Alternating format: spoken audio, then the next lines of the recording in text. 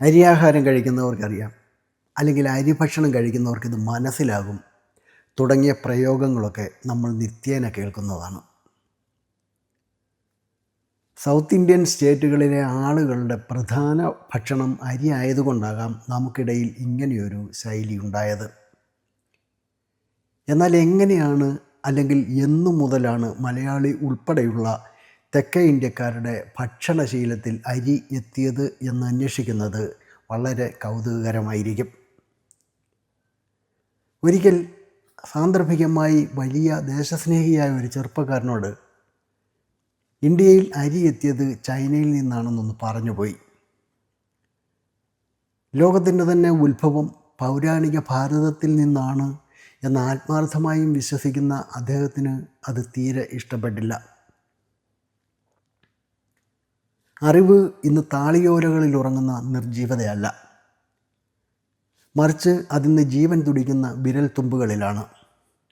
ആർക്കും ഏതു നേരവും ഏതറിവും കണ്ടെത്താവുന്ന തരത്തിൽ ലോകമിന്ന് കൈക്കുമ്പിളിലേക്ക് ഒതുങ്ങിയിരിക്കുന്നു. നമസ്കാരം. ലോകായനത്തിൻ്റെ പുതിയൊരു വീഡിയോയിലേക്ക് എല്ലാവർക്കും സ്വാഗതം.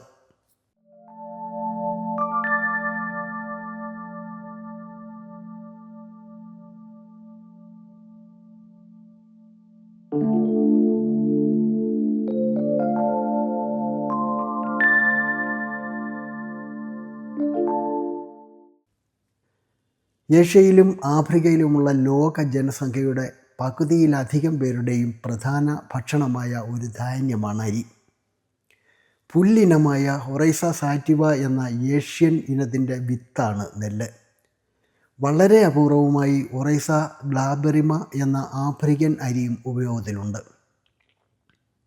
ഏകദേശം 13,500 മുതൽ 8,200 വർഷങ്ങൾക്ക് മുമ്പ് ചൈനയിൽ ഏഷ്യൻ നെല്ലിനം വളർത്തിയിരുന്നതായിട്ടാണ് പ്രാചീന ചരിത്രാവശിഷ്ടങ്ങളിൽ നിന്നും നമുക്ക് മനസ്സിലാക്കാൻ കഴിയുന്നത്.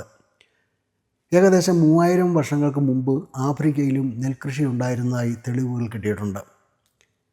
പിന്നീട് ലോകമെമ്പാടുമുള്ള പല സംസ്കാരങ്ങളിലും അരി സാധാരണ ഭക്ഷണമായി മാറി. 2023 800 ദശലക്ഷം ടൺ അരിയാണ് ഉൽപ്പാദിപ്പിക്കപ്പെട്ടത്. കരിമ്പിനും ചോളത്തിനും പിന്നിൽ 3ാം സ്ഥാനമാണ് അരിക്കുള്ളത്. ആകെ ഉൽപ്പാദിപ്പിക്കപ്പെടുന്ന അരിയുടെ 8% മാത്രമാണ് അന്താരാഷ്ട്ര തലത്തിൽ വ്യാപാരം ചെയ്യപ്പെടുന്നത്. ഇന്ത്യ, ചൈന, ഇന്തോനേഷ്യ എന്നിവയാണ് അരിയുടെ ഏറ്റവും വലിയ ഉപയോക്താക്കൾ. വികസ്വര രാജ്യങ്ങളിൽ ഉൽപ്പാദിപ്പിക്കുന്ന അരിയുടെ ഗണ്യമായ അളവ് വിളവെടുപ്പിന് ശേഷം മോശം ഗതാഗതം, സംഭരണം തുടങ്ങിയ ഘടകങ്ങളുടെ പോരായ്മ മൂലം നഷ്ടപ്പെടുന്നു. പ്രാണികൾ, എലികൾ, പക്ഷികൾ എന്നിവയുൾപ്പെടെയുള്ള കീടങ്ങൾ, കളകൾ, നെല്ല് പൊട്ടിത്തെറിക്കൽ പോലുള്ള രോഗങ്ങൾ എന്നിവയൊക്കെ കൊണ്ട് നെല്ലിൻ്റെ വിളവ് വളരെയധികം കുറയാറുണ്ട്. അരിയിൽ ഗ്ലൂട്ടൻ അടങ്ങിയിട്ടില്ല. ഇത് പ്രോട്ടീൻ നൽകുന്നുണ്ടെങ്കിലും നല്ല ആരോഗ്യത്തിന് ആവശ്യമായ എല്ലാ അവശ്യ അമിനോ ആസിഡുകളും നൽകുന്നില്ല എന്നതും അരിയുടെ മറ്റൊരു പോരായ്മയാണ്. ധാന്യത്തിനുള്ളിലെ അന്നജ ഘടകങ്ങളായ അമിലോസ്, അമിലോപെപ്റ്റിൻ എന്നിവയുടെ സാന്നിധ്യം ഇതിന് വ്യത്യസ്ത ഘടന നൽകുന്നു. ഇൻഡിക്ക ഇനത്തിൽ നിന്നുള്ള നീളമുള്ള അരി പാചകം ചെയ്യുമ്പോൾ കാര്യമായ രൂപമാറ്റം വരാതിരിക്കും. ബസ്മതി, ജാസ്മിൻ തുടങ്ങിയ സുഗന്ധമുള്ള അരി ഇനങ്ങൾ ഏഷ്യക്കാരുടെ പാചകത്തിൽ വ്യാപകമായി ഉപയോഗിക്കുന്നുണ്ട്. മികച്ച പാചക ഗുണങ്ങൾ കാരണം ഇറ്റാലിയൻ അരിയുടെ രാജാവ് എന്നറിയപ്പെടുന്ന അരിയാണ് കാർണറോളി. ആന്തോസയാനിനുകളുടെ ഉയർന്ന അളവ് കാരണം കടും പർപ്പിൾ നിറത്തിൽ കാണപ്പെടുന്ന കറുത്ത അരി പുരാതന ചൈനയിലെ രാജകുടുംബത്തിൻ്റെ ഉപയോഗത്തിനായി കരുതി വച്ചിരുന്നതിനാൽ ഇത് നിഷിദ്ധ അരി എന്നും അറിയപ്പെടുന്നു. കോഷി ഹിക്കാരി, ഹാറ്റ്സുഷിമോ, സസാനിഷിക്കി പോലുള്ള അരികൾ ജപ്പാനിലെ കാലാവസ്ഥയുടെയും ഭൂമിശാസ്ത്രത്തിൻ്റെയും പ്രത്യേകതകളുള്ള വ്യത്യസ്ത പ്രദേശങ്ങളിൽ ഉത്ഭവിച്ച തനത് ഇനങ്ങളാണ്. പ്രധാനമായും ജപ്പോണിക്ക കൃഷിയിൽ നിന്നുള്ള ചെറിയ അരിക്ക് ഓവൽ രൂപവും ഒട്ടിപ്പിടിക്കുന്ന സ്വഭാവവുമുണ്ട്. സുഷി പോലുള്ള ജാപ്പനീസ് പാചകത്തിൽ അതിൻ്റെ ആകൃതി നിലനിർത്തുന്നതിനാൽ ഇത് വ്യാപകമായി അവിടെ ഉപയോഗിക്കപ്പെടുന്നു.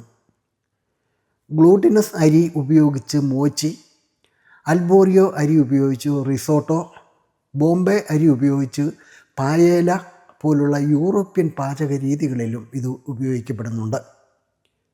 വേവിച്ച വെളുത്ത അരിയിൽ 29% കാർബോഹൈഡ്രേറ്റ് അടങ്ങിയിട്ടുണ്ട്. 2% പ്രോട്ടീനും കുറച്ച് മാംഗനീസും.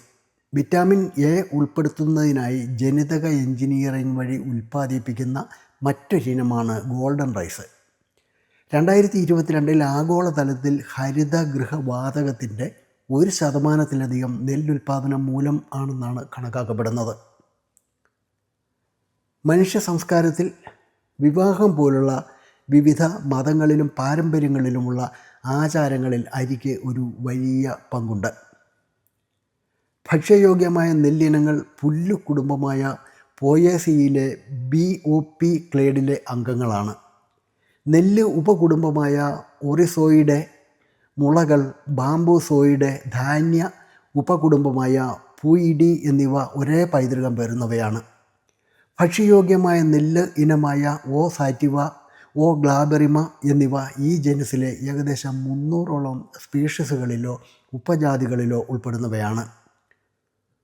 O റൈസാറ്റിവ അരി ആദ്യമായി ചൈനയിൽ വളർത്തിയത് 9000 വർഷങ്ങൾക്ക് മുമ്പ് അപ്പർ ലോയർ യാങ്സിയിലെ നിയോലിത്തിക് സംസ്കാരത്തിലെ ആളുകളാണ്. ഏഷ്യൻ നെല്ലിൻ്റെ ഇൻഡിക്ക, ജപ്പോണിക്ക ഇനങ്ങൾ ചൈനയിലെ ഒരു ഗാർഹികവൽക്കരണത്തിൻ്റെ സംഭവത്തിൽ നിന്ന് ഒറൈസ റൂഫി പോഗൺ എന്ന കാട്ടു അരിയിൽ നിന്നാണ് ഉടലെടുത്തത്. ഏകദേശം 4500 വർഷങ്ങൾക്ക് മുമ്പ് ജപ്പോണിക്ക ഇന്ത്യയിൽ എത്തിയപ്പോഴാണ് ഇൻഡിക്ക അരി ഉത്ഭവിച്ചതെന്നും അത് തനിയെ വളർന്ന പ്രോട്ടോ ഇൻഡിക്കയോ കാട്ടു O നിവാരയോ ആയ മറ്റൊരു അരിയുമായി സങ്കരമായതുമെന്നുമാണ് കരുതപ്പെടുന്നത്. വടക്കൻ ചൈനയിലെ ചൈന ടിബറ്റൻ സംസ്കാരങ്ങളിൽ ഏകദേശം 6000 മുതൽ 5600ഓളം വർഷങ്ങൾക്ക് മുമ്പ് കൊറിയൻ ഉപദ്വീപിലേക്കും ഏകദേശം 5500 മുതൽ 3200 വർഷങ്ങൾക്ക് മുമ്പ് ജപ്പാനിലേക്കും അരി ആദ്യമായി കടന്നു വന്നു.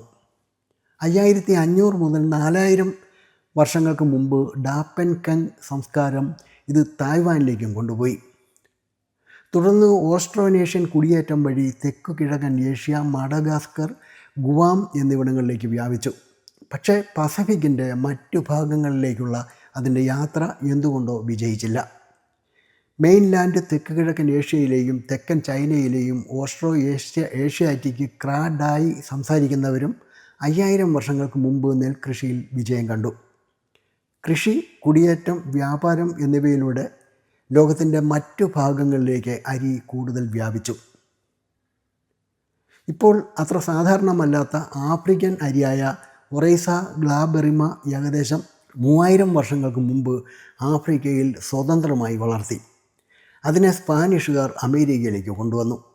അമേരിക്കൻ സ്വാതന്ത്ര്യ സമരം ആരംഭിച്ചപ്പോഴേക്കും വടക്കേ അമേരിക്കയിൽ പുകയില, ഗോതമ്പ്, മത്സ്യം എന്നിവയ്ക്ക് പിന്നിൽ 4ാമത്തെ ഏറ്റവും മൂല്യവത്തായ കയറ്റുമതി വസ്തുവായി അരി മാറിയിരുന്നു. ഈ അരിചരിത്രം ഇഷ്ടമായെന്ന് കരുതുന്നു. ഇഷ്ടമായാൽ അനുഭാവപൂർണമായ പ്രോത്സാഹനം നൽകണം എന്നുകൂടി അഭ്യർത്ഥിക്കുകയാണ്. അപ്പോൾ മറ്റൊരു വിഷയവുമായി വീണ്ടും കാണാം. നന്ദി.